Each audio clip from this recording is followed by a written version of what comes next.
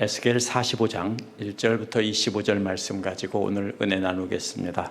지난주 말씀은 그렇게 돌아오신 하나님을 섬기는 제사장들에 관한 가르침이었습니다. 하나님께서는 레위 사람들은 제사장이 되지 못하게 하고 레위 사람 중에서 사독의 자손들만 하나님을 섬기는 제사장이 되게 하신다고 했습니다.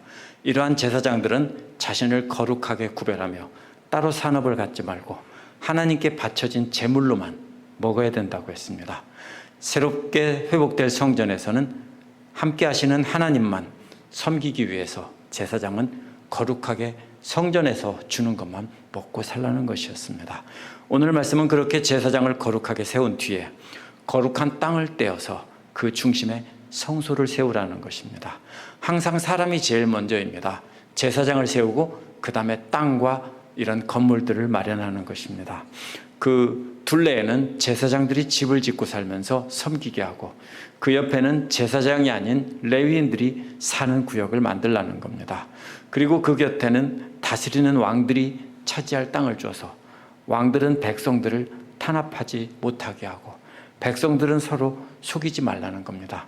이 모든 것이 다 뭐냐면요, 하나님을 거룩하게 섬기라는 뜻입니다. 모두가 함께 거룩하게 구별해서 하나님만 섬기라는 의미입니다. 그래서 예물을 드리고 왕은 그 제물로 성전과 백성들을 정결하게 해서 모두가 함께 거룩하게 예배드리는 공동체가 되게 하라는 것이 오늘 말씀의 초점입니다. 1절부터 8절 앞부분은 거룩한 땅을 따로 떼어서 그 중심에 성소를 세우라는 말씀입니다. 1절은 때를 나타내는 말로 시작합니다. 새로운 이스라엘이 하나님께서 주신 땅을 나눌 때 먼저 해야 될 일입니다. 그것은 땅 중에서 한 구역을 가장 거룩한 땅으로 삼아서 여호와께 따로 떼어드리라는 겁니다. 마치 소득의 11조를 떼는 것처럼 땅의 일부를 먼저 따로 떼어서 거룩하게 한다는 것입니다. 그 땅의 크기는 히브리어 성경과 70인역 구약 성서가 다릅니다. 히브리어 성경은 25,000 큐빗 곱하기 10,000 큐빗인데요. 70인역 구약 성서는 25,000 큐빗 곱하기 20,000 큐빗입니다. 대부분의 영어 번역들도 새 번역처럼 70인역 구약 성서를 따르고 있습니다. 70인역 구약 성서에 따르면 긴 쪽이 약 8마일이고 짧은 쪽이 6과 2분의 1 마일입니다. 넓이는 약 33,500 에이커입니다. 에이커로 하면 좀 이해가 되시겠죠? 2절은 그 땅 중에서 가로 세로 500 큐빗의 땅은 성소에 속할 땅입니다. 여기에 보면 여기 이렇게 나눠져 있죠? 그 땅 사방에 50 큐빗 땅은 빈 공간으로 남겨두라고 했습니다. 요 둘레 50 큐빗씩은 빈 공간으로 남겨두라는 겁니다. 이것은 거룩한 성소를 구별하는 완충지대가 됩니다. 3절은 따로 떼어서 둘 거룩한 구역을 다시 반복해서 말한 뒤 그 안에 성소를 둘지니 지극히 거룩한 곳이라고 말합니다. 4절은 또다시 그 땅을 거룩한 땅이라며 제사장들을 위한 땅이라고 했습니다. 그래서 이 부분이 제사장들을 위한 땅인 것입니다. 제사장들을 위한 땅 안에 성소가 있고 완충지대가 있는 것입니다. 이곳에는 제사장들이 집을 짓고 사는 곳입니다. 5절은 길이가 25,000 큐빗이고 너비는 10,000 큐빗인 땅을 측량해서 성전에서 섬기는 레위 사람들에게 주어서 마을 20을 세우게 하라고 했는데요. 히브리어는 마을이 아니고 방입니다. 방이 20개 되게 세우라는 겁니다. 여기가 레위 사람들의 땅입니다. 여기에 방이 20개가 되게 세우라는 겁니다. 방이라고 하기엔 너무 크다 보니까 마을이라고 이렇게 바꿔 번역한 건데요. 원어는 방입니다. 제사장들이 사는 구역 중심에는 성소가 있고 레위인들이 사는 구역은 바로 그 제사장들이 사는 곳 곁에 있습니다. 그래서 레위인들은 성전을 섬기는 임무를 맡았기 때문에 이렇게 가까이에 배치한 것입니다. 6절은 거룩하게 구별하여 예물로 바친 구역 바로 옆에 너비는 5,000 큐빗, 길이는 25,000 큐빗의 땅을 측량하여 성읍의 기지로 삼아 이스라엘 족속들에게 돌리라고 했습니다. 그래서 이 부분을 말하는 겁니다. 그 바깥 부분요. 그래서 이 부분은 어떤 사람들은 예루살렘일 것이라고도 하는데요. 제사장들이 사는 곳이 중심에 있고 성소가 그 가운데 있고 레위인들이 그 옆에 있고 그 옆에는 새 예루살렘이 있다는 겁니다.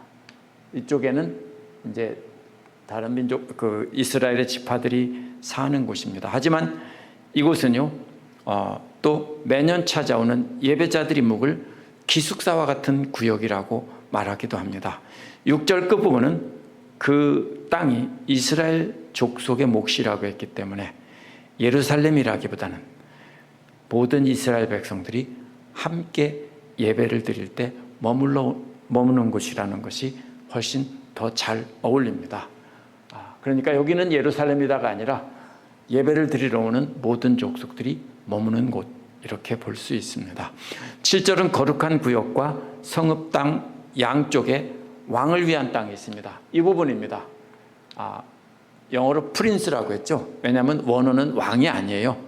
왕자, 왕족 이런 말이에요.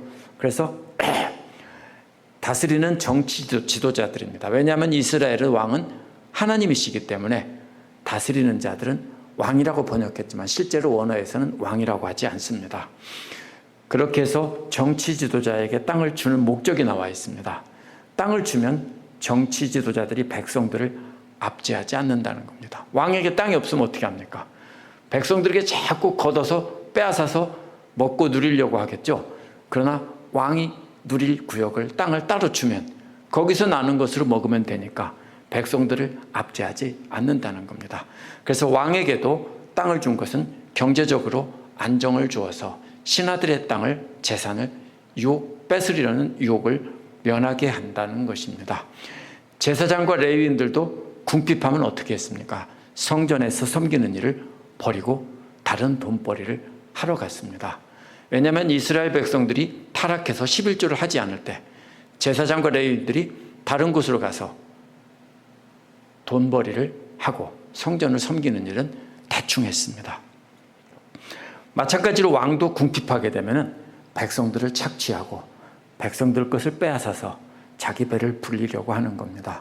그래서 백성을 다스리는 일을 맡기고 왕에게 먹을 것을 보장해 주지 않는다면 왕도 백성을 보호하기보다는 착취하고 빼앗으려고 하기 마련입니다. 그래서 어떤 일을 맡겼다면 당연히 그 일로 인해서 먹고 살 길을 마련해 주는 것이 여기서 말하는 원칙입니다. 8절 뒷부분에서 17절은요. 백성들은 소득의 일부를 떼서 하나님께 제사를 드리는데 사용하라는 것입니다. 8절 뒷부분은 나의 왕들이 다시는 내 백성을 압제하지 않는다고 했습니다. 왕은 땅을 주고 거기서 나오는 것을 살게 하면 다시는 백성들을 압제하지 않는다는 겁니다. 그동안 이스라엘의 왕들은 백성들을 압제하고 백성들 것을 빼앗았습니다. 그러나 이제 새로운 회복될 하나님의 공동체는 그렇게 하지 않는다는 겁니다. 나머지 땅은 이스라엘 족속들에게 각 지파대로 나누어 주라고 했습니다. 왕이 백성을 압제한 대표가 열왕기상 21장에 나오는 아합 왕과 이세벨이 나봇의 포도원을 빼앗은 일입니다. 그러나 이제 새로운 이스라엘에서는 왕의 몫이 분명히 정해졌기 때문에 왕은 더 이상 백성들을 압제하지 않게 된다는 것입니다. 9절은 충분하다 이스라엘의 통치자들아, 이런 말로 시작합니다. 통치자들은 이제 자신들에게 주어진 것이 족한 줄 알아야 된다는 겁니다. 왕에게, 통치자들에게 땅을 줬는데도 욕심이 많으면 어떻게 됩니까? 나는 더 갖고 싶으면 백성들을 또 압제하겠죠. 그러나 왕은 주어진 것을 가지고 그대로 족한 줄 알고 살라는 것입니다. 이제 폭행과 탄압을 버리고 정의와 공의를 행하라는 겁니다. 정의는 민사재판에서 현명한 재판의 기록을 따라 재판하라는 뜻입니다. 이것을 올바르게 하지 않으면 어떻게 됩니까? 돈을 주는 사람은 편을 들어주고 돈을 안 주는 사람은 그쪽이 죄라고 하겠죠.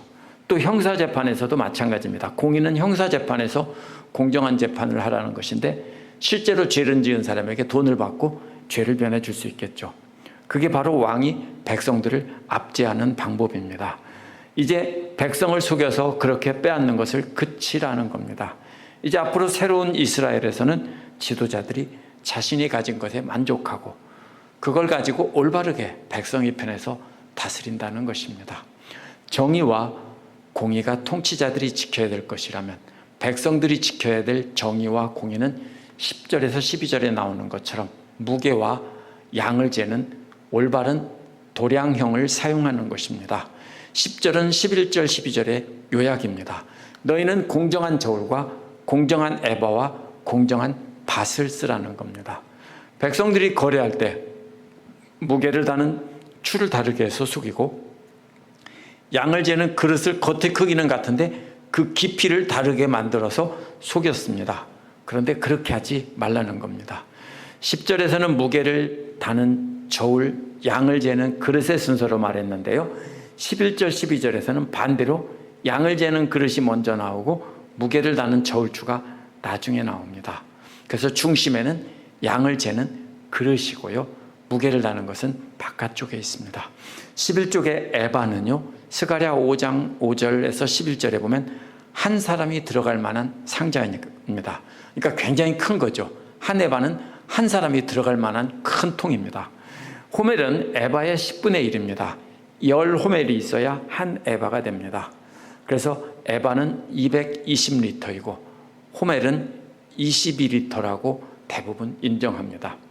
밭은 알려있지 않지만요. 액체를 재는 것이고 에바와 동일하다고 했습니다. 12절은 무게를 재는 추에 관한 것입니다. 세겔이라는 말은 본래 무게라는 뜻인데요. 이스라엘 돈을 지금도 세켈이라고 하거든요. 그래서 20게라가 되는 돌로 된 추를 세겔이라고 했습니다. 그래서 게라가 이스라엘에서 가장 작은 무게 단위인 0.57g입니다. 아주 작은 양이죠. 그렇다면 세겔은 약 11.4g입니다. 세겔이 굉장한 것 같지만 이 동전 정도의 무게입니다. 그래서 여기 보면은 만에는 20 더하기 25 더하기 15해서 60세겔이라고 본문에서는 말합니다. 그래서 통상적으로 만에는 50세겔입니다. 그래서 창세기 23장 15절에서는 은 400세겔을 준 것을 어떻게 달아줬냐면 만에로 8번 담아준 겁니다. 그래서 5840. 출애굽기에서도 계피 250세겔을 달아준 것은 500세겔을 달아준 것은 만에로 10번을 담아낸 것입니다. 민수기에서도 31장에서도 금이 16,750이라고 했는데 50세겔 대에게는 만에로 달아낸 것입니다. 그런데 에스겔에서는 만에가 60세겔이라고 했습니다. 왜 그러냐면요. 이 만에의 기준이 되는 이것이 성전이 파괴될 때 그 추를 잃어버렸습니다. 그래서 20 더하기 25 더하기 15라고 해서 이것은 동전입니다. 20짜리, 25짜리, 15짜리 무게가 그렇게 다른 동전 3개를 합쳐서 그러면 60이 되죠. 그렇게 해서 한 만에를 삼으라는 겁니다. 그래서 20세겔, 25세겔, 15세겔이 되는 동전들을 쌓아놓고 그거를 무게의 기준이 되는 것으로 삼은 것입니다. 근데 한 만에가 원래 50세겔이었는데 60세겔로 바뀐 거는요. 아마도 바벨론 사람들의 영향을 받았을 것입니다. 본래 포로로 잡혀가기 전에는 50세겔을 썼는데 바벨론에서 살다 보니까 바벨론 사람들은 60세겔이 한 만에인 것입니다. 그래서 에스겔을 예언을 듣는 사람들은 바벨론에 끌려와 산지 오래된 사람들이기 때문에 바로 바벨론의 단위를 사용했을 가능성이 높습니다. 13절에서 15절은 세금으로 바칠 곡식과 기름의 양을 말합니다. 밀 한 호멜에서 6분의 1 에바를 드리라는 겁니다. 즉 수확한 곡식의 60분의 1, 즉 1.6%를 세금으로 바치라는 겁니다. 올리브 오일은 1%를 바치라는 것이고요. 양은 200마리당 한 마리이기 때문에 0.5%에 해당이 됩니다. 이것들을 가지고 왕은 곡식제물, 번제물, 화목제물로 삼도록 해야 된다고 했습니다. 무슨 뜻입니까? 하나님께 제사를 드리는 일에 사용하라는 것입니다. 16절은 모든 백성들은 이 예물을 이스라엘의 통치자들에게 드릴 의무가 있다는 겁니다. 그럼 통치자의 역할이 뭡니까? 백성들에게 이것을 거두어 가지고 이것을 제사를 드릴 수 있도록 주는 역할입니다. 17절은 군주는 이것을 가지고 번제와 소제와 전제를 명절과 초하루와 안식일과 이스라엘 족속의 모든 명절에 갖추어야 한다고 했습니다. 백성이 낸 걸 가지고 왕은 나라와 백성들을 위해 때마다 절기마다 하나님께 예배를 드리라는 것입니다. 뿐만 아니라 이 통치자는 이스라엘 족속의 속죄를 하기 위해서 속죄제와 소제와 번제와 감사제물도 제공해야 한다는 것입니다. 왕이 통치자가 하는 일은 그것들을 거두어서 이런 것들을 백성 위에 살 수 있도록 관리하라는 겁니다. 그럼 왕이 마치 어떤 것과 같습니까? 마치 교회의 재정을 담당하는 그 집사님들이나 이런 역할을 하고 있는 것과 마찬가지입니다. 이스라엘은 국가가 곧 신앙의 공동체였다는 것을 염두에 두고 이해해야 됩니다. 왕은 백성을 대신해서 하나님께 제사를 드릴 수 있도록 이것을 거둔 것을 주라는 것입니다. 에스겔 당시 국가는 무너졌습니다. 하지만 에스겔도 회복될 신앙 공동체인 이스라엘이라는 국가를 바라보며 하나님께서 주신 말씀을 전하고 있습니다. 그래서 교회는 오랫동안 국가교회를 추구해왔습니다. 제일 먼저 313년 기독교가 공인되면서 로마 제국은 기독교를 국교로 하면서 교회가 국가를 다스리도록 했습니다. 또 캐톨릭이 그랬고요. 종교개혁자들도 역시 신정국가를 이루기를 원했습니다. 오늘날 일부 개신교들도요, 개혁교회들도 뭐라고 하냐면요, 성시화 운동이라는 걸 합니다. 무슨 말입니까? 한 도시 전체를 다 하나님을 믿는 백성으로 만들자, 이런 것입니다.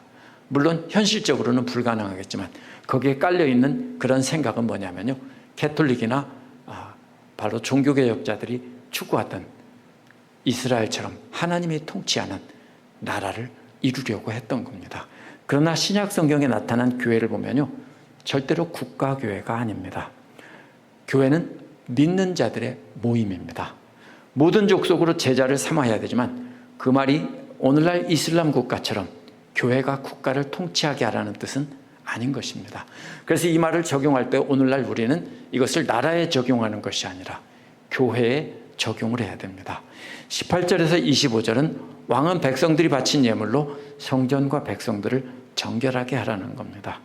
16, 17절은 정치 지도자에게 예물을 바쳐서 명절과 초하루와 안식일과 모든 정한 명절에 제사를 드리게 하라는 말씀으로 끝이 났습니다. 이제 백성이 바친 제물로 왕이 국가적인 명절을 어떻게 지킬지를 설명한 내용입니다. 18절에서 20절은 성전을 정결하게 하라는 내용입니다. 18절은 여호와께서 말씀하셨느니라 라는 공식으로 시작합니다. 첫째 날 초하루 날에 흠없는 송아지 한 마리를 가져다가 성소를 정결하게 하라고 했습니다. 어떻게 정결하게 합니까? 19절에 보면 희생제물의 피를 성전 안에 정해진 곳에 바르라고 했고요. 20절에도 그달 7일에 모든 과실범임과 모르고 범죄한 자를 위해서 그렇게 성전에서 속죄하라는 겁니다. 우리가 알고 지은 죄, 모르고 지은 죄라고 기도할 때 말하는 것이 바로 여기서 나온 겁니다. 과실범은 뭡니까? 의도적으로 자기가 알면서도 죄를 지은 거고요. 과실범은 모르고 범죄한 거고요. 그리고 제가 말을 잘못했습니다. 알고서 죄를 지은 죄인과 모르고 범죄한 그런 범죄자를 위해서 그렇게 속죄하라는 겁니다. 그렇게 하면 혹시 죄를 지은 사람들이 성전에 드나들어 성전을 더럽히게 했을지도 모르기 때문에 이렇게 피로 정결하게 하라는 것입니다. 이것은 유월절 행사가 아닙니다. 유월절은 니산월 15일에 시작되는데 21절부터 나와 있기 때문입니다. 그렇기 때문에 이 국가적인 제사가 새로운 성전에 들어가는 첫 해에 한 번 하는 것이냐 아니면 해마다 반복하는 것이냐, 여기에 대해서는 논란이 있습니다. 그래서 이것은 성전을 정결하게 하는 의식이 해마다 했던 것이라고 말하기도 하지만 또 어떤 사람은 이것이 일회적인 행사라고 합니다. 왜 그러냐면요, 첫째 새해 첫날 이렇게 제사를 드리는 국가적인 명절은 모세오경이나 구약에 나와 있지 않습니다. 또 18절에서 20절 앞부분에 나오는 제사를 행할 대상들은 단수이기 때문에 에스겔을 가리키고요. 20절 뒷부분에 나온 것은 복수이기 때문에 이것은 에스겔을 돕는 제사장일 수 있습니다. 또 43장 18절에서 27절에 번제단을 처음 봉헌할 때 정결하게 한 것과 연결해서 생각한다면 성전은 과거에 죄들이 축적되어 있는 곳이었는데 이제는 새로운 성전에서는 다시는 성소를 더럽히지 말라, 이런 뜻으로 우리가 이해할 수 있습니다. 21절은 첫째 달인 니산월 14일에 유월절을 지키라고 했습니다. 이어서 7일 동안 명절을 지키며 누룩없는 떡을 먹으라고 했습니다. 그 명절이란 히브리어로 하그인데요, 백성들이 성전에 올라가야 하는 중요한 절기를 나타냅니다. 그날에는 22절을 보면 정치 지도자는 자기와 이 땅의 모든 백성을 위하여 송아지 한 마리를 갖추어 속죄제를 드리라고 했습니다. 이는 모든 백성을 정결하게 하는 것인데요, 출애굽기에서는 유월절에 양만 드리도록 되어 있었는데 민수기 이후에는 숫송아지가 등장합니다. 23절은 7일 동안 매일 흠없는 숫송아지와 7과 순양 7, 순염소 한 마리를 갖추어서 속죄제를 드리라고 했습니다. 24절은 곡식을 드리는 소제에 관한 규례입니다. 성전을 정결하게 한 다음에 예배자들을 정결하게 하라고 했습니다. 22절에 또 다른 하그가 나옵니다. 7째 달 15째 날은 초막절입니다. 역시 7일 동안 지키는 절기입니다. 역시 정결하게 하는 속죄제와 번제와 기름과 함께 곡식을 드리는 제사를 드리라고 했습니다. 6월절과 무교절은 연결되어 있기 때문에 하나의 명절입니다. 여러 절기 중에서 봄에 하나, 가을에 하나를 지키도록 한 것입니다. 그래서 6월절과 초막절입니다. 그래서 이 에스겔이 모든 이스라엘 절기를 새롭게 하는 것일 수 있습니다. 이제 새로운 이스라엘은 봄에 가을에 한 번씩 자신들을 정결하게 하는 절기를 지키면 되는 것입니다. 왕은 본래 멜렉인데요, 왕자라고 나시라고 하는 것은요, 이제 새로운 이스라엘에서 왕은 하나님이란 뜻입니다. 정치 지도자는 하나님의 뜻을 따라 백성을 통치해야 되는 지도자이기 때문에 왕이라고 하지 않았습니다. 백성들은 정치 지도자에게 예물을 드리고 정치 지도자는 성전과 백성들을 정결하게 하는 절기를 지켜 백성이 거룩하게 해서 거룩한 하나님 나라를 이루어야 하는 것이고 다시는 죄를 지어서 더럽히면 안 되는 것입니다. 오늘 말씀에 나오는 거룩하게 구별한 땅의 중심은 뭡니까? 성소입니다. 하나님이 머무시는 곳이고요, 그 둘레에는 제사장들이 집이 둘러싸고 있고 그 곁에는 레위인들이 사는 집이 있습니다. 양쪽에는 왕의 토지가 있습니다. 중심이 하나님이라는 것입니다. 그래서 이렇게 실제로 이스라엘에 이런 땅을 만들라는 뜻이 아니라 이것은 상징적인 의미로 우리가 봐야 됩니다. 왜냐하면 이렇게 회복된 적이 없습니다. 이는 새롭게 회복될 신앙 공동체의 중심이 하나님이라는 것을 기억하라는 것입니다. 따라서 이는 특별한 장소를 거룩하게 구별하는 것을 말하는 게 아니라 하나님을 예배하는 일을 거룩하게 구별하라는 겁니다. 성소를 중심에 두라는 건요, 모든 땅과 모든 재물의 중심이 하나님이라는 것을 인정하라는 겁니다. 우리도 복음성경에서 그렇게 부르죠. 여호와를 인정하는 것이 온 땅에 가득하리라, 이렇게 부르죠.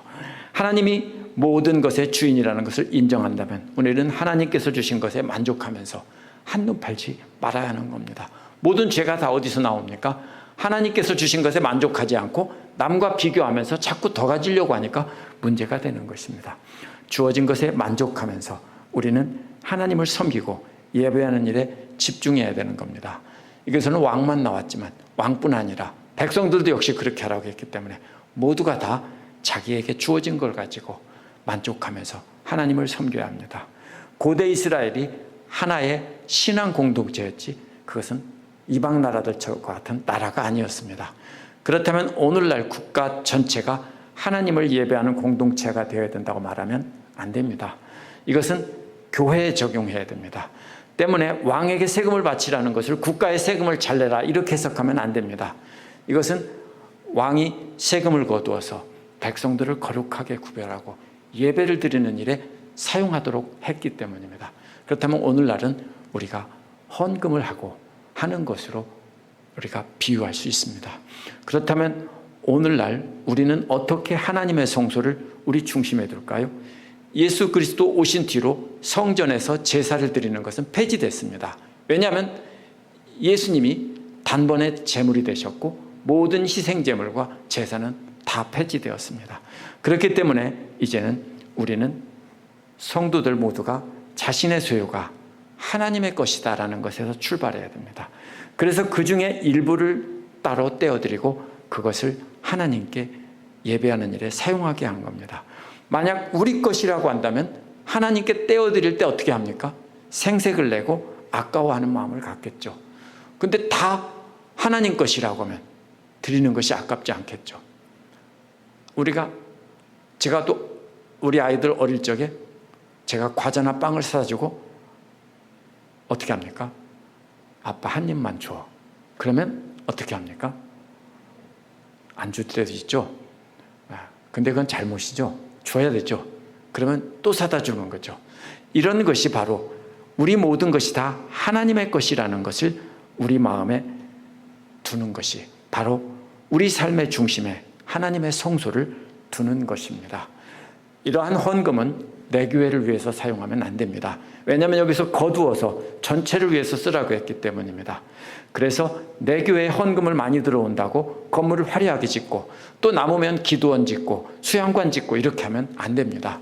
내 교회가 일단 자립이 가능하다면 미자립 교회나 선교사나 이런 일에 후원해서 모두가 예배를 드릴 수 있는 일에 사용해야 됩니다. 오늘 말씀의 초점은 땅과 재물을 구별해서 성전과 예배자들을 정결하게 하는 것입니다.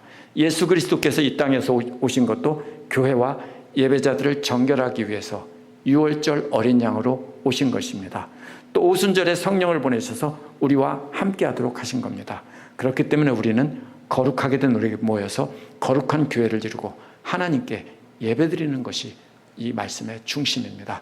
그렇기 때문에 우리는 우리 소유 중에서 일부를 떼어드려서 하나님께 모두 함께 예배드릴 수 있도록 해야 합니다. 기도하겠습니다.